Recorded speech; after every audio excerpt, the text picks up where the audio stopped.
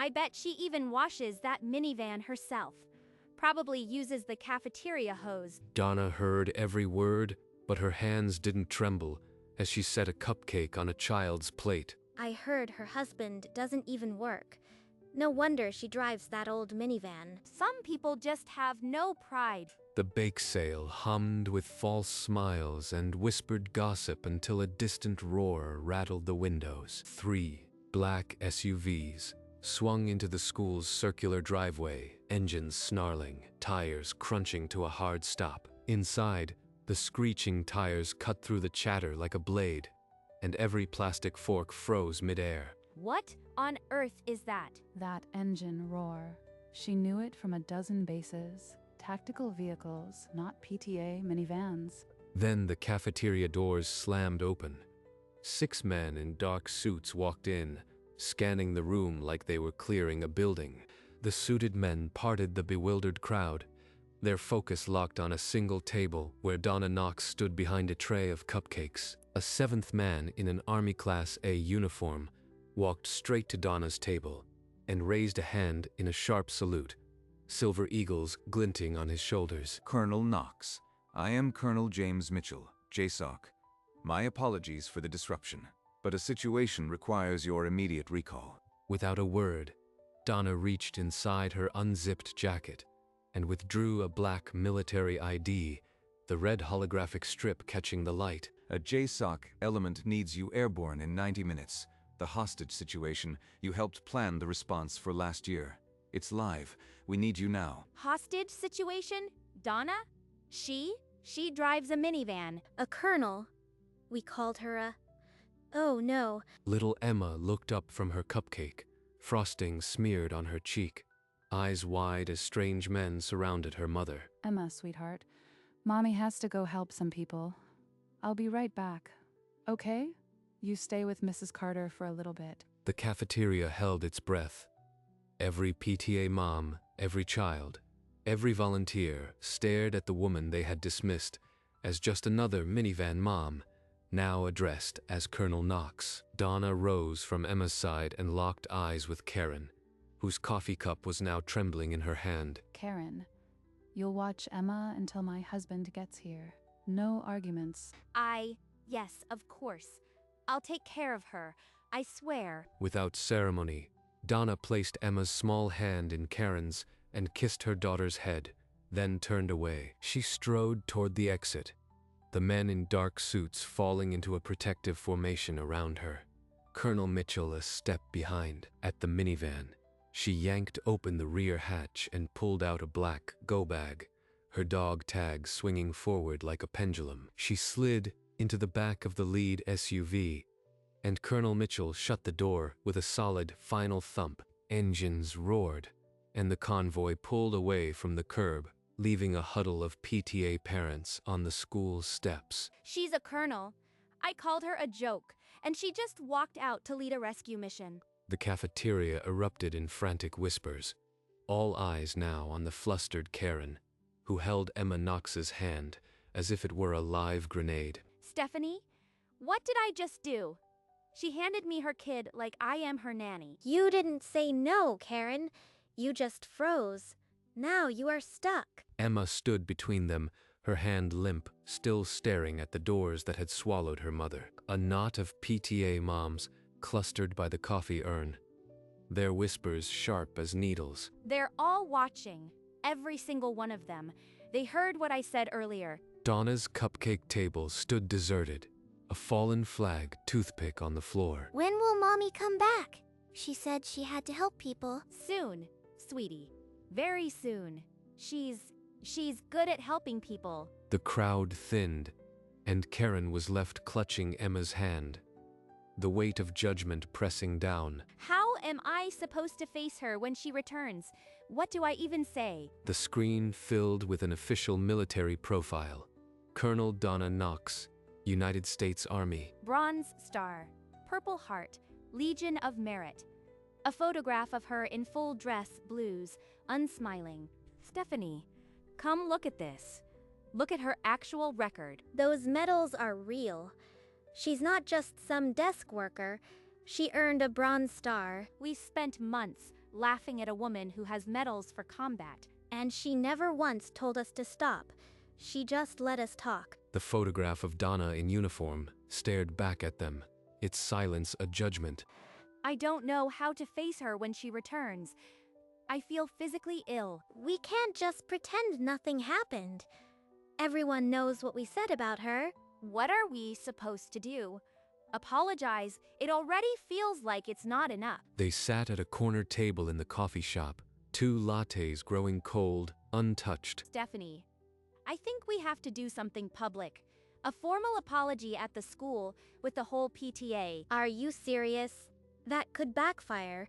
Everyone will think we're just covering ourselves. It's better than doing nothing. If we don't own up, the story will own us. We need to show we respect her. But what if she rejects it? What if she stands up and calls us out in front of everyone? She could ruin me. But if we don't try, I look like a coward. Look, we'll make it about supporting military families, not about us. The PTA will back it because it's good for the school. Fine. But we have to be sincere. If she senses 1 ounce of fakery, we're done. I'll call an emergency PTA meeting tonight. We'll get everyone on board. As Karen typed the group message, her fingers paused, a flicker of awareness that the apology might not be enough. Under the fluorescent lights of the school library, Karen faced a semicircle of PTA moms, her voice carefully measured. We have an opportunity to show this school values those who serve. A formal apology and recognition for Colonel Knox. But everyone knows we were the ones mocking her. Won't this just look like we're saving our reputation? It's bigger than that. If we stay silent, the story festers. We need to show we support the troops, and yes, that protects the school too. A murmur rippled through the room. Some moms nodded grimly. Others crossed their arms, unconvinced. I am calling for a vote. All in favor of hosting a formal apology event. Raise your hand. One by one, hands lifted. Slowly, reluctantly, until a thin majority tilted the room toward approval. Good. I'll order a banner and reserve the auditorium. We'll do this next Friday, before Donna is supposed to return. The meeting broke into quiet, uneasy clusters. Karen gathered her notes, her knuckles white. A fragile consensus had formed. But the air was thick with unspoken doubt. Karen led Emma into her quiet kitchen, the child still clutching her uneaten cupcake. Are you hungry, sweetie? I can make you a sandwich. I am not hungry. I just want my mommy. She's not buying my cheerful act. How long can I keep this up? When is mommy coming back? She said she'd be right back. She will, sweetheart. She's very important, and sometimes important people have to work late. Emma picked at the hem of her dress, her small face a map of confusion and trust already fraying. Later, Karen tucked Emma into the guest bed, the child's breathing slow and even. She stood in the doorway, watching. I said I'd take care of her, but she's not mine to comfort. I am the one who made her mom seem small. Karen leaned against the doorframe, the weight of the day pressing down, and wondered if any apology could ever make this right. The gray minivan pulled into its usual spot, and Donna Knox stepped out, the duffel bag slung over her shoulder. Stephanie, look, she's back. We have to tell her about the event. They hurried outside, intercepting Donna before she reached the main entrance. Colonel Knox. Donna, we wanted to thank you, and we're planning a formal apology for the whole PTA. I am here for Emma. Where is she? Emma burst through the school doors, spotted her mother, and ran into her arms. Donna dropped to one knee and wrapped her daughter in a tight embrace, the go-bag forgotten at her side. Donna, about the apology. We've arranged it for Friday, if you'll come. I heard you. I'll think about it. She took Emma's hand and walked to the minivan, leaving Karen and Stephanie standing in the cold afternoon light. The minivan passed the school just as the banner went up. We appreciate our military families. Donna's knuckles whitened on the wheel. A photo op. not an apology. They want my rank to clean their image. In the grocery store, she had turned a corner and stopped cold. Two PTA moms were chatting in the soup aisle. "We have to manage her," one said. "If she speaks out, the school's reputation is ruined." Just as I suspected. A PR stunt, not remorse. That night, she sat at the kitchen table and pulled out a transfer form. Oakwood Elementary, better school. No PTA trying to use me. She filled it out, pausing only to glance at Emma through the living room window. This pen is heavier than any weapon I've held. The decision was final. They wouldn't get a grateful speech. They'd get a closed door and a minivan pulling away. She signed the transfer form and slid it into an envelope, her handwriting steady. Tomorrow, they'll see a mom with cupcakes. Only I'll know it's the last time. She picked up her military ID and studied the photograph of a younger self who had learned to endure. At dinner, Emma built a tower out of carrot sticks, and Donna's laugh surprised them both. Are we still going to the PTA thing, Mommy? Just for a bit. Then, we're going to visit a new school, a fresh start. Later, Donna kissed Emma goodnight and leaned against the doorframe, much like Karen had done. This is the right move. No more whispers, no more fake apologies. Morning light caught the red strip on her ID as she set her coffee beside it. She was ready, not for a fight, but for a quiet exit that would speak louder than any speech. The school auditorium filled with PTA moms and a scattering of teachers. The banners red, white, and blue letters hovering over the stage. Just don't mess this up. Just don't mess this up. Donna pushed through the double doors, Emma's hand in hers. The casual jacket, the messy ponytail, nothing had changed. A ripple of whispers passed through the crowd as they noticed her. She's actually here. Now I have to deliver. Emma climbed into a front row seat, her small face a mixture of curiosity and trust. Donna stood near the edge of the stage, arms crossed, her gaze steady on the podium. Thank you all for coming. We're gathered today to honor a member of our community who serves our country. Some of you may have heard the story by now, but we felt it was important to make this right. It is my privilege to introduce Colonel Donna Knox. Karen folded the note card and began, her voice carrying a practiced warmth that didn't reach her eyes. Colonel Donna Knox is not just a devoted mother. She is a decorated war hero who has defended our nation with courage and sacrifice. Donna stood unmoving, her arms still crossed, her face as unreadable as the day the SUVs arrived. We, the PTA, have not always shown the recognition she deserves. Tonight, we want to make that right. A scatter of applause broke out, uncertain and hollow, before dying into an uncomfortable silence. We are so proud to call you one of our own, Colonel Knox. Your heroism inspires us all. Emma looked up from her seat, sensing the strange weight in the air, her small hands clasped tightly. Please, Colonel, would you say a few words? Donna uncrossed her arms and walked to the podium, her footsteps the only sound in the room. She adjusted the microphone slightly, her eyes sweeping the crowd with the calm authority of command. I appreciate the effort. I do. But you and I both know the words that have been whispered for months behind my back. She drives a minivan. Her husband must be unemployed. Some people have no pride. I remember them all. She turned her gaze directly on Karen, still standing near the edge of the stage. So, I would like to ask you, Karen, when you said those things, did you mean them? Or were you just performing for the PTA? I didn't. A collective intake of breath rolled through the auditorium as Karen's words splintered into silence. Donna waited, not moving, her expression unchanged. The quiet felt heavier than any shouted reply. Say something. Apologize for real, but the words won't come. I was jealous. I didn't know who you were. If I had known. The auditorium held its breath, every eye flicking between Karen's crumbling facade and Donna's immovable calm. But I can't accept an apology born out of fear of bad press. Remorse is honest. This was planned to manage me. I heard you at the grocery store. We have to manage her, or the school's reputation is ruined. Those were your words. The room froze. Eyes darted among PTA members, mouths opening and closing in silent protest or admission. She knows. She heard every word. There's no way to spin this. I am not a prop for your banner or a shield for your reputation. I've served my country. I won't be used. Stephanie buried her face in her hands.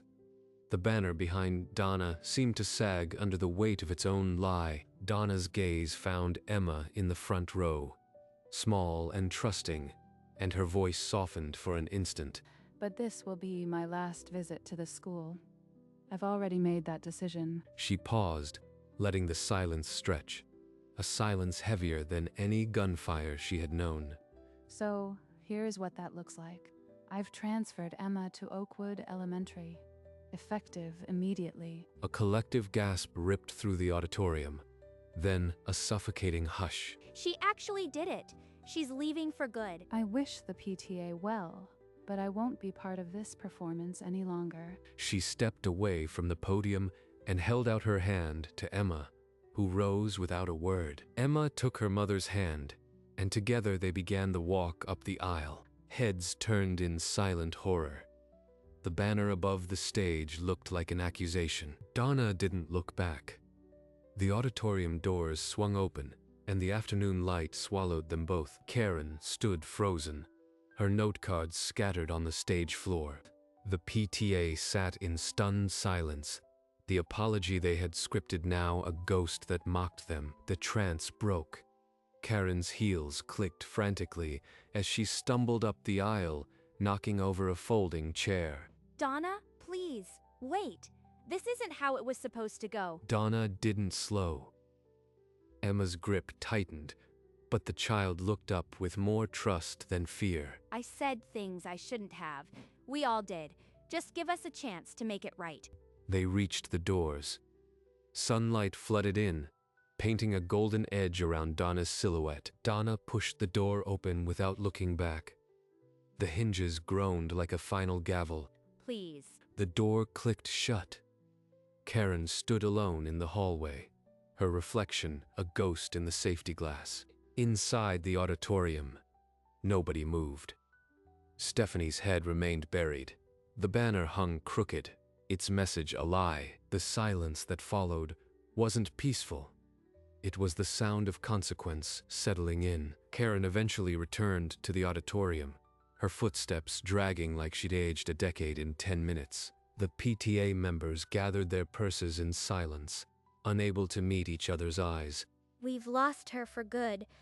I don't think an apology could ever fix this. They'll blame me. They should. I started the whisper and ended the trust. At home, Donna pinned the transfer confirmation to the fridge with a magnet from a deployment. The toner cartridges hummed like distant turbines. She looked out the window at the minivan still in the driveway, the same one they'd scoffed at, and felt nothing but relief. They'll gossip for weeks, but Emma won't hear any of it.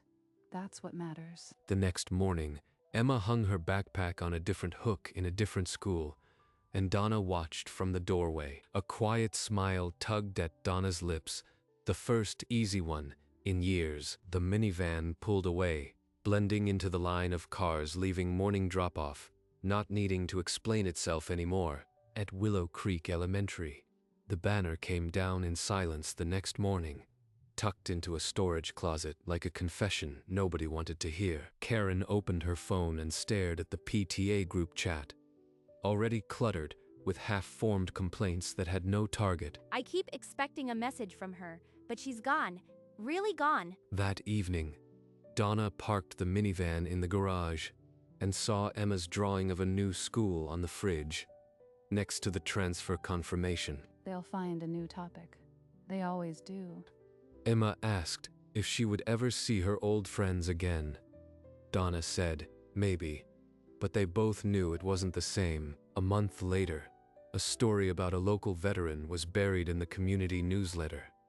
No one mentioned the bake sale. Karen and Stephanie ran into each other at the grocery store, exchanged a brief, hollow nod, and walked separate aisles. Donna received a promotion offer that required a move.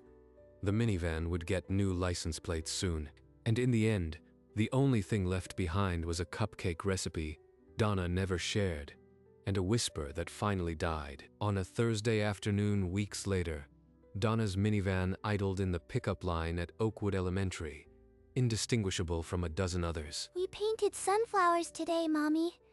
And I traded my snack for a granola bar. The dog tags on the dashboard swayed gently with the turn, a quiet reminder of a life no longer hidden. At Willow Creek, Karen sometimes found herself standing near the empty cafeteria table, chasing a ghost she couldn't name. The school hallways that once buzzed with gossip now only echoed with the ordinary news of fundraisers and field trips. They underestimated a minivan.